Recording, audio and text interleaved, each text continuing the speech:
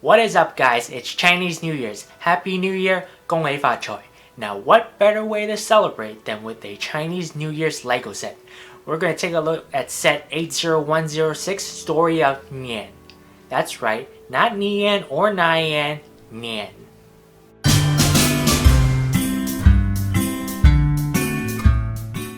Here we have a full view of the set. We have a nice snowy scenery outside of a house. Chinese New Year's is usually between January to February, so depending on where you are, you can usually expect snow on the ground around that time of the year. Outside, we have a busy scene with a lot of activity going on. We have a variety of minifigures and the main character, the monster, on your right. Besides this set, we also have the Spring Lantern Festival that came out around the same time. Compared to that, this set is more appealing to me, which I'll tell you why in a bit. In terms of pricing, this set costs around $80, which is more affordable compared to the Spring Lantern Festival, which is around $120. So if you're on a budget, this set might be more for you. In case if you're not familiar with the story of Nian the monster, the instruction manual managed to provide a nice illustration of the backstory. So from what legend tells it, the monster comes into town, scares off the villagers, and causes wide panic, goes wild looking for livestock, people, and children, and eventually the villagers manage to scare off the monster by setting off fireworks, setting off firecrackers, and making a lot of loud noises, all in commonality with the color red, which is why the monster is scared of the color red and eventually became the most popular color in the Chinese culture. I'll tell you why I find this set more attractive to me, and it's because of this house.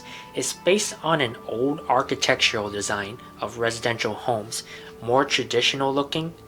I've seen these a lot on TV. I believe you can find these houses still standing today if you were to visit China now.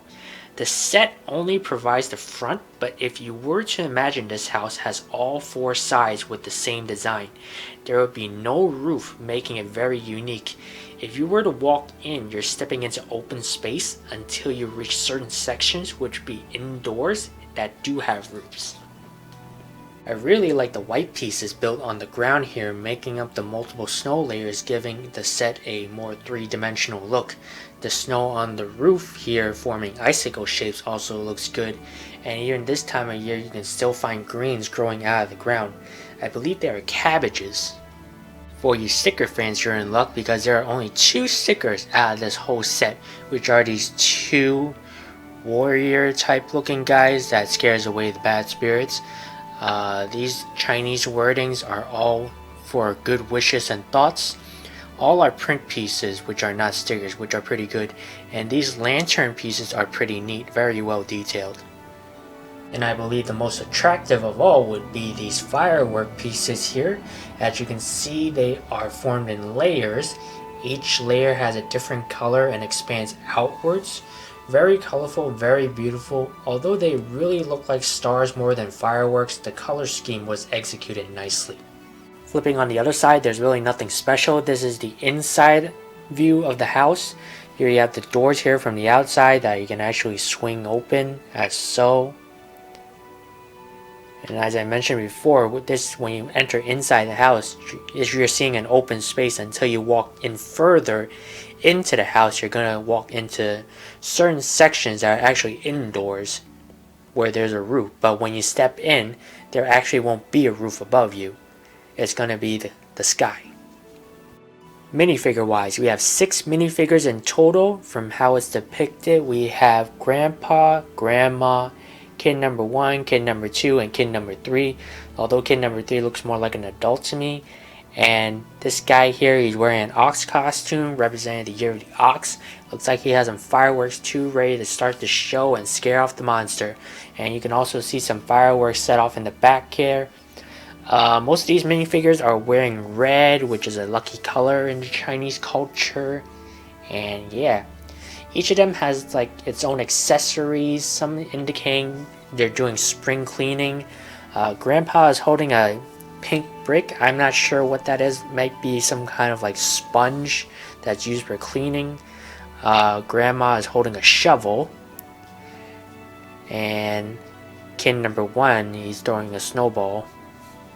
And of course we can't call the story of Nian without looking at the monster itself. I really like this angle here. You get to go eye level with the monster. The build looks just awesome. Very appealing with the mix of colors. A lot of gold. Gold is another popular color during New Year's, wishing for richness and wealth. The eyepiece here is just amazing, and they did a good job on those whiskers. Teeth is very detailed, and this nice tail piece here. Overall, this set just looks great. Great way to depict the mythology story of Nian and telling a lot about my culture. Makes it more entertaining than reading a book in some sense. It's going to make a fantastic display piece during Chinese New Year's. My first New Year's set, and hoping for more to come in the future. With that said, I really hope you enjoyed this video. Hope you learned more about this monster and understanding it better as much as I did.